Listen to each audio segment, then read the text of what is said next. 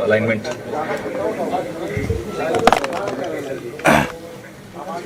या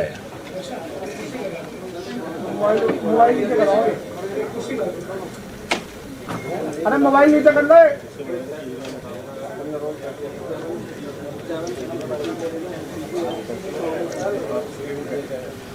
hello, Congress press meeting. हाँ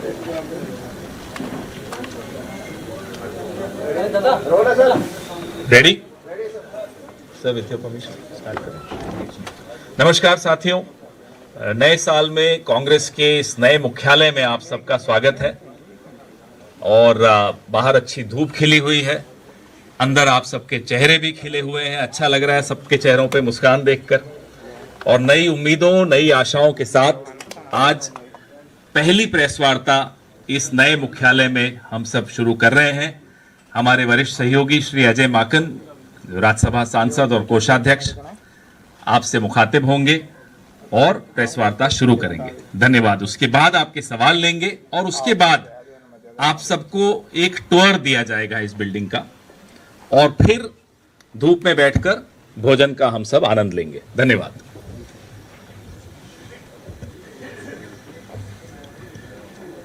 धन्यवाद पवन खेड़ा जी। उपस्थित साथियों, आप सब लोगों का बहुत बहुत स्वागत है। आज हम आपका परिचय लोकतंत्र के एक मंदिर से करवाएंगे। वर्तमान में देश का सबसे बड़ा विपक्षी दल और पूर्व में जिस दल का इतिहास और आज़ादी का इतिहास पर्यायवाची है, उसके मुख्यालय इंदिरा भवन से हम आपका परिचय आज कराएंगे।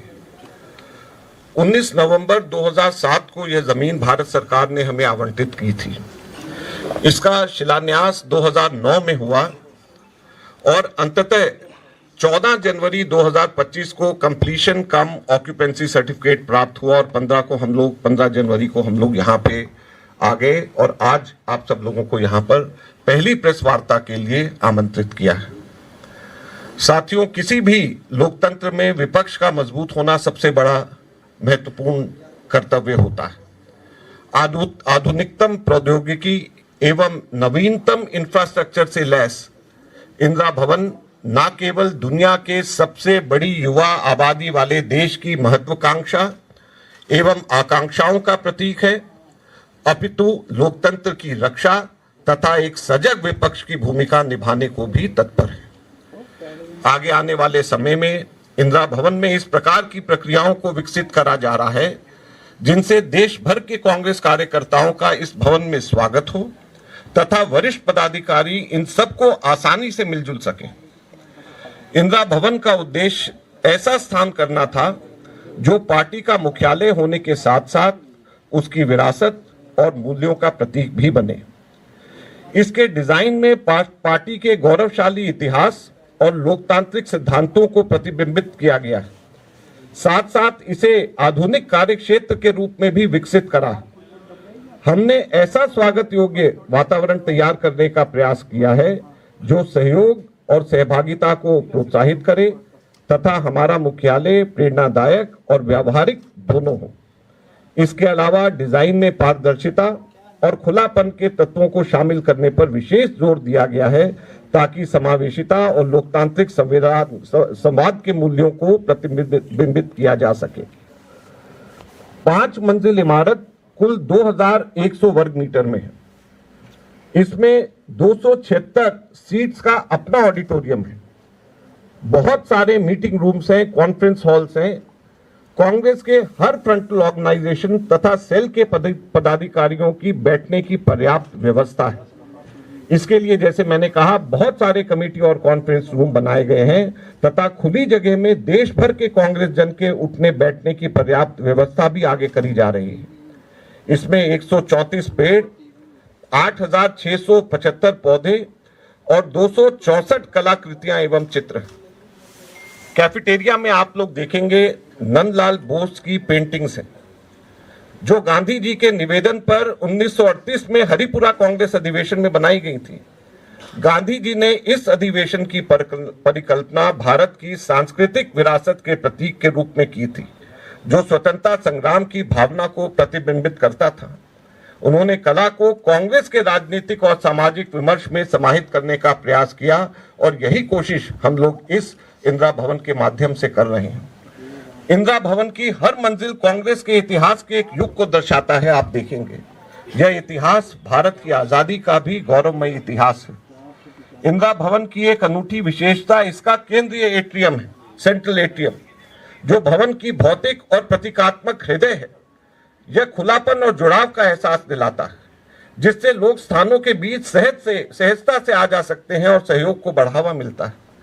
दूसरी विशेषता इसके स्थायी डिजाइन तत्व हैं, जो सोलर पैनल और एनर्जी एफिशिएंट ऊर्जा कुशल प्रणालियां हैं, जो भवन को पर्यावरण रूप से जिम्मेदार और दीर्घकालिक रूप से ट्रेजर कह सकता हूं कि हमें किफायती बनाते हैं। तीसरी विशेषता सार्वजनिक सहभागिता, ओपननेस के स्थान है, जैसे कमेटी और कॉन्फ्रेंस रूम्स मैंने बताया बहुत सारे बनाए गए। ऑडिटोरियम है, जो समुदाय की सहभागिता, संवाद और सांस्कृतिक आदान प्रदान के लिए मंच भी प्रदान करते हैं। यह समावेशिता और पारदर्शिता के पार्टी के मिशन के अनुरूप है। यहाँ तक कि पदाधिकारियों के ऑफिस भी खुलेपन के प्रतीक हैं। आप देखेंगे कि सब एक दूसरे को देख सकते हैं, जो बेहतर समन्वय और सहभागिता को प्रेरित करेगा। कांग्रेस का नया भवन इमारत नहीं, आजादी की एक गौरवशाली विरासत है। यह इंदिरा भवन की बुनियाद में एक वैचारिक आंदोलन है, तो इसके शिखर पर संविधान की रक्षा का संकल्प भी है। आपको इंदिरा भवन की रगों की में सीढ़ी दर सीढ़ी महात्मा गांधी के भारत छोड़ो आंदोलन से लेकर राहुल गांधी के भारत जोड़ो आंदोलन की अनुगूंज दौड़ती हुई नजर आएगी। हमारा इंदिरा भवन उन लाखों कार्यकर्ताओं के अनुदान से बना है, जो इस बात में आस्था रखते हैं कि कांग्रेस का अर्थ है सर्वहारा वर्ग के उत्थान का संघर्ष, कांग्रेस का अर्थ है भारत के सद्भाव की रक्षा, कांग्रेस का अर्थ है समावेशी विकास में आस्था। हमारे कांग्रेस संविधान के 5 मूल्यों को रिसेप्शन में ही दर्शाया गया है। यह है लोकतंत्र, राष्ट्रवाद, धर्मनिरपेक्षता, समावेशी विकास तथा न्याय। यही हमें प्रेरित करते हैं। हम उम्मीद करते हैं कि जब आप इस भवन का दौरा करेंगे तो आप भी पूरे इंदिरा भवन के दर्शन कर यहां से प्रेरित होकर के ही जाएंगे। धन्यवाद।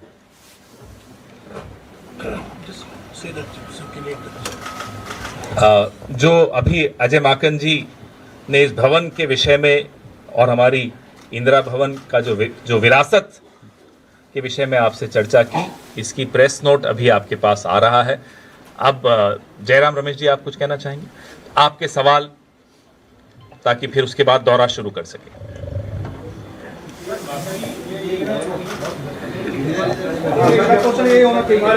इमारत सर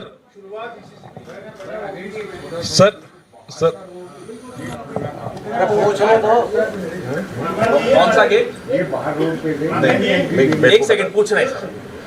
मेन एंट्री से जो गेट एक वो खुलने से बड़े भी हैं, आपको आगे क्या दिक्कत आ रही है?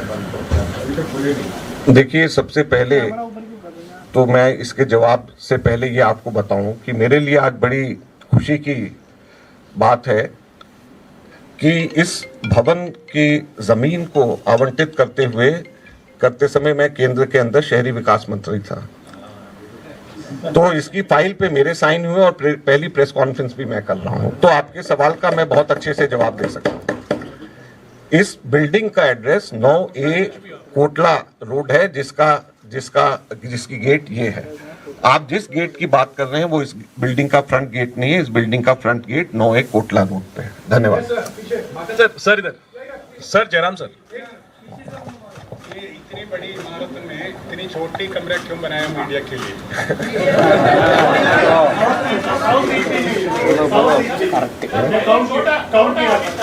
आपका विजन इतना छोटा है। पहले छोटा ऑफिस था, छोटा कमरा कॉन्फ्रेंस हॉल था, अभी तो इतना बड़ा बनाया। देखिए, आपने बड़ी अच्छी बात कही है। इस बिल्डिंग के अंदर, जैसे मैंने कहा कि आप लोग जब देखेंगे तो एक नहीं बहुत सारे रूम्स हैं। ये निर्भर करता है कि कितनी बड़ी प्रेस वार्ता है, उसके अनुरूप आप सब लोगों की प्रेस वार्ता होगी। आज इतने सारे लोग हैं, ये हमारी आशा से कहीं ज्यादा लोग, आप सब लोग यहाँ पर आए हैं। हमारी आशा नहीं थी कि आप इतने लोग आएंगे, और इसलिए हम लोग यहाँ पर, आपको छोटा लग रहा है, हमारे पास में जैसे मैंने कहा 273 सीट्स का ऑडिटोरियम भी है, तो जो हमारी बड़ी प्रेस वार्ताएं हैं वो वहां पे हो जाया करेंगी। तो कोई जगह की और दिल में जगह की, दोनों में कोई कमी नहीं है। सर मैं गेट रहेगा या जनरल गेट रहेगा? ये मीडिया एंट्री के लिए एक्सक्लूसिव गेट रहेगा। आप लोगों की देखभाल के लिए अच्छे से इंतजाम यहाँ पर किए जाएंगे। आपका स्वागत होगा, और कहीं ज्यादा बेहतर स्वागत होगा, उससे भी कहीं ज्यादा बेहतर स्वागत होगा जो भाजपा के ऑफिस में होता है। सर माकन सर, एक तो मैं ये जानना चाहता हूं कि ये बड़ा अच्छा ये इंदिरा भवन बनकर तैयार हुआ है, इसको बनाने में कितना खर्च हुआ, बजट क्या है इस इंदिरा भवन का, एक, और दूसरा कि इस बिल्डिंग को लेकर में एक्सेस, अभी हालांकि शुरुआत है लेकिन कहा जा रहा है कि एक्सेस में दिक्कत होगी, तो आम कार्यकर्ता आपका जैसे 24 अकबर रोड में मतलब सीधे जनरल सेक्रेटरी के कमरे तक, अध्यक्ष के कमरे तक पहुंच सकता था, वो यहां भी हो सके, वो कैसे आप इंश्योर करेंगे? बजट का जवाब जरूर दीजिएगा। दोनों चीजों का जवाब देंगे और आपकी संतुष्टि होगी, मैं ये समझता हूं। सबसे पहले जो दूसरा प्रश्न है, मैंने बड़ी ही शुद्ध हिंदी में बोला था तो कि ऐसी प्रक्रियाओं को विकसित किया जा रहा है जिन प्रक्रियाओं से देश भर के कांग्रेस कार्यकर्ताओं का यहाँ पर स्वागत हो, और साथ साथ में हमारे पदाधिकारी उनसे आराम से मिल सकें। तो दोनों चीजों की प्रक्रियाओं का, जब मैं प्रक्रिया बोल रहा हूं तो एक्सेस सिस्टम को हम इस तरीके से डेवलप कर रहे हैं कि पूरे देश के, ये कांग्रेस के कार्यकर्ताओं के अनुदान से बनी हुई यह बिल्डिंग है, और इसमें कांग्रेस के जितने भी कार्यकर्ता हैं देश भर के, उनका स्वागत है। और साथ ही साथ में हम इस चीज को भी सुनिश्चित करेंगे कि हमारे पदाधिकारी यहाँ पे रेगुलरली अवेलेबल हों और उन कार्यकर्ताओं से मिलें। इसके लिए जो मॉडर्न कंसेप्ट हैं, जैसे कमेटी रूम्स का, जहां पर सब कार्यकर्ता इकट्ठे आ सकें, वहां पे वो मिल सकें। ये ओपन स्पेस जो आप बाहर अभी देख रहे हैं, ये ओपन स्पेस के अंदर हम लोग चेयर्स का और इसको प्रॉपर होने एक कवरिंग की भी हम व्यवस्था कर रहे हैं ताकि सब लोग आ सकें, आप लोग भी यहाँ पर आ सकें, और हमारे कार्यकर्ताओं को ये महसूस कराया जाएगा कि उनका इस ऑफिस के अंदर स्वागत है और हमारे सीनियर ऑफिस बेयरर्स उनसे मिले। इस प्रकार की प्रक्रियाओं के ऊपर हम लोग काम कर रहे हैं। और दूसरा आपका प्रश्न यहाँ के खर्चे का है, तो खड़गे जी ने भी उस दिन बोला था कि कुछ उधार अभी बाकी है, लेकिन हम ये मानते हैं कि लगभग 200 से 225 करोड़ के बीच में इस बिल्डिंग के ऊपर खर्च हुआ है। और जैसे मैंने आपको कहा कि इस बिल्डिंग को 2007 में आवंटित हुआ है, तो ये लगभग 2007 से लेकर के 2025 आज 17-18 वर्षों के अंदर ये पैसा हम लोगों का कुल 200 से लेकर 225 करोड़ के बीच में खर्च हुआ है। लेकिन इसके साथ में मैं ये भी जरूर जोड़ना चाहूंगा कि हम देश के प्रमुख विपक्षी दल हैं, और जो देश का मुख्य दल है, जो कि देश के अंदर सत्ताधारी दल है भारतीय जनता पार्टी, उसके ऑफिस और उसके तमाम आरएसएस के जितने ऑफिसेज हैं दिल्ली में, अगर उनका खर्चा सब जोड़ लिया जाए तो ये उसका 5वां हिस्सा भी नहीं होगा जो हम लोगों ने इस बिल्डिंग के ऊपर खर्च किया है। तो देश के प्रमुख विपक्षी दल को, जैसे मैंने पहले भी कहा, हम लोगों ने कोशिश करी है कि यहाँ पे हमारे देश के तमाम कार्यकर्ताओं का स्वागत भी हो, लेकिन प्रौद्योगिकी के तौर के ऊपर, टेक्नोलॉजी के तौर के ऊपर भी एक सजग और सशक्त विपक्षी भूमिका निभाने के लिए यह बिल्डिंग हर तरीके से जो रूलिंग पार्टी है उसको और जवाब देने के लिए तैयार रहे, और सजग प्रहरी के रूप में, लोकतंत्र के सजग प्रहरी के रूप में भी काम कर सके। माकन जी, केवल भवन पर टावर के बारे बीजेपी के भवन भी हैं, उनके टावर भी हैं, और हमारा एक ही है जिसमें सभी के सभी फ्रंटल ऑर्गेनाइजेशन, सभी सेल्स और सभी जितने भी ऑर्गेनाइजेशन है, सब एक ही बिल्डिंग के अंदर एक साथ में काम करें। इस चीज को भी आप लोग कृपया ध्यान दें। मगन जी, मेरा सवाल मुख्यालय को लेकर तो हो गया। तकरीबन 47-48 साल आप लोग पिछले मुख्यालय 24 अकबर रोड पे रहे और यहाँ भी आ गए, और कांग्रेस पार्टी को शायद 139 साल में पहली बार अपना निजी मुख्यालय मिला है। मेरा सवाल यह है कि मुख्यालय का तो ट्रांजिशन हो गया, जो आइडियोलॉजिकल ट्रांजिशन हुआ है कांग्रेस पार्टी के विचारधारा में और ख़ासतौर से हाल के सालों में, इस नए मुख्यालय में आने वाले वक्त में जो कभी कांग्रेस पार्टी एकला चलो करती थी, अब बैसाखी के सहारे चल रही है, क्या इस नए मुख्यालय से वैचारिक स्तर पर कांग्रेस पार्टी में कोई बदलाव देखने को मिलेगा? और खासतौर से मेरा सवाल दिल्ली विधानसभा के संदर्भ में है, जहां कांग्रेस पार्टी अकेले चुनाव लड़ रही है।